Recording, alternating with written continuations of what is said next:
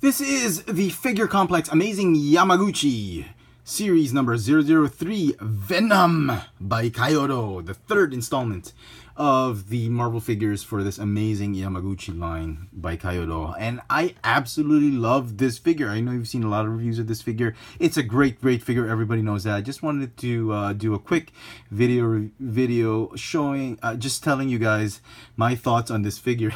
He's already tipped over. It's not his fault. It's really the paper I'm using for this review station, and he's just amazing. I actually had a lot more fun posing this figure than Spider-Gwen. And yeah, before we begin, let me do a quick look at the packaging. So here it is, very nice. Love the artwork, and more ACBA type of artwork at the back. He's got all the pieces right here. He's got one little accessory that I'm not really quite fond of, and it's his alternate eyes, which I will show you. I'll show you right now. He also comes with a figure stand, which I've not opened up. It's exactly the same as the one you see on Spider-Gwen right there. So we're not going to show that off. But I will show off this. He's got an alternate.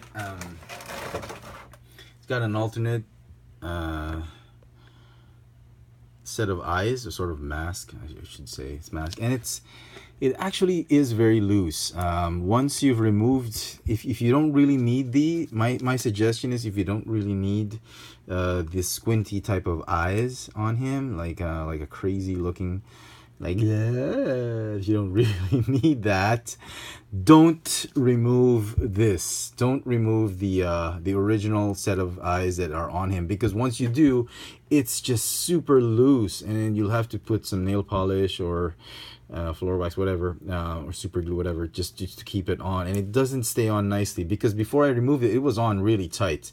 And my suggestion is, if you're just keeping the regular eyes on, don't bother removing it, because this is really nothing. I don't know. I feel, you know, it didn't contribute too much to the figure. One pair of eyes for Venom I think is fine. I don't need him to have that kind of weird looking eyes.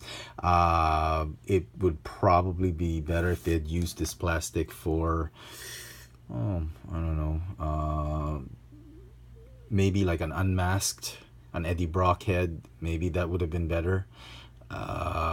Use more plastic, obviously, but I think that would have been a better gimmick for the head, like an Eddie Brock face instead of this one.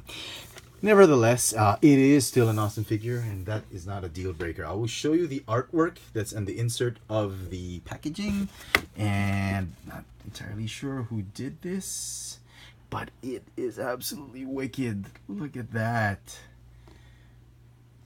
A Venom. It's like a mini poster you can have once you open this figure up. So very nice. Let's talk quickly about articulation, since that is the highlight of this figure. He's got other accessories here, like the symbiotes, other arms here, and they come with Revoltech articulation as well. Joint here, and each one has double joints, and you can pose them in several ways. And this is not the fixed way. You can have the smaller arms on top and then the bigger arms at the back. Doesn't really matter, it's up to you.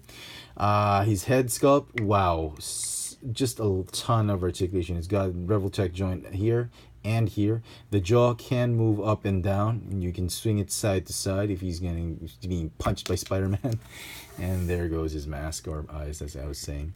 His tongue is also articulated with that Revoltech joint, which is just crazy. You can put it this way, like that, but I'm okay with this. Okay, torso again is on a Revoltech ball joint, I think. This torso is not on any joint. There's like a single joint going through that, which is, it looks like that. And this torso is just mainly aesthetics. It's just a cover for that particular joint, so that's fine. Just nitpicking, but it's fine. And I think they had to do that just to give him that articulation. Arms again have that double Oh no, this one is a single one. Sorry, it's a single Revoltech joint, but it's got another joint right here on the base of his of the back, like on the side right here. It'll allow you to bring the arms down, or allow you to bring the arms up and down. It does leave a little bit of a gap, so not entirely sure what they were after with that one. Maybe the arms were a bit too heavy for the double Revoltech joint. I don't know, but that's fine. It still gives a good sculpt. Elbow is on Revoltech joint, ball hinge. It goes and like that, up and down. Same with the wrists. The fingers can be articulated. The thumb, wow, look at this, an individual Revoltech joint for the thumb. The fingers only have articulation on the first digit, the first joint right there on the knuckles. No other articulation secondary joints. The pinky and the ring finger are together. Same goes for this hand. So you can make a fist if you wanted to, but I'm okay with Venom with the sort of claw type of hands. They are a little bit pointy, his nails, his claws, so be careful with that, you don't poke yourself. Ball jointed thigh with the thigh swivel. Oh, no, sorry. It's a thigh hinge right here. There's a hinge right here and a joint right here. So that's pretty cool. Just a single hinge knee. I was surprised with this. No Revoltech joint on that. Revoltech joint on the ankles, plus a bit of toe articulation. And I think they did that to give stability for the figure when you're posing him. Since he is top heavy, he's going to need some very, very stable legs on him. Paint apps for the figure, as good as can be. Marvel Legends type of quality control on this one. Very, very nice. Just make sure you get one that hasn't too much of a sprayed on or bleed on white with the dark blue plastic. This one, a little bit of issues right there, but not too bad. Not as bad as some of the Marvel Legends I've seen. So the teeth, wow, just painted nicely. Head sculpt, the tongue, just a ton of paint details on that. Looks very slippery. Looks like it's like icky tongue, but it's not. It's very glossy and all that. The plastic they used for this one has a little bit of a metallic sheen and at the same time a little bit of a gloss feel to it. So very, very nice, as accurate as can be. It's a bluish, dark bluish type of black. Very, very nice. Absolutely love this figure. The figure is obviously going to get a 10 out of 10 for me. And does it scale with the rest of the Marvel Universe or the Spider-Verse. So Spider-Gwen right here, the figure number 4 from Amazing Yamaguchi. We'll put it right here. Here we go with Peter Parker Spider-Man. No, this is the Pizza Spider-Man. And if you want to be technical about it, here is a symbiote Spider-Man, which does scale fantastic with this one. That's my suit. No, I'm kidding.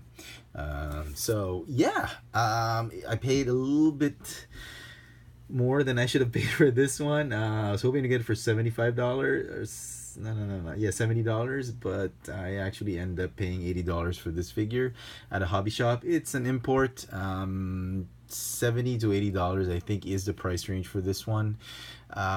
Is it worth it? If you've never gotten a Venom figure, this is the Venom figure you want to pick up. You save up money for it, and this is an absolute must for the Spider-Verse collectors in the 1/12 scale. If you already have a ton of Venom figures, like the Marvel Select figure or the other Marvel Legends figure, Spider-Man Legends figure, it doesn't really matter. They'll be fine on your shelf. But if you want a definitive, I think, figure for your Spider-Verse shelf, this is the figure you want to get. And Kyoto, the Amazing Yamaguchi line, did a fantastic job on this one. I cannot praise it enough. It's going to get a 10 out of 10.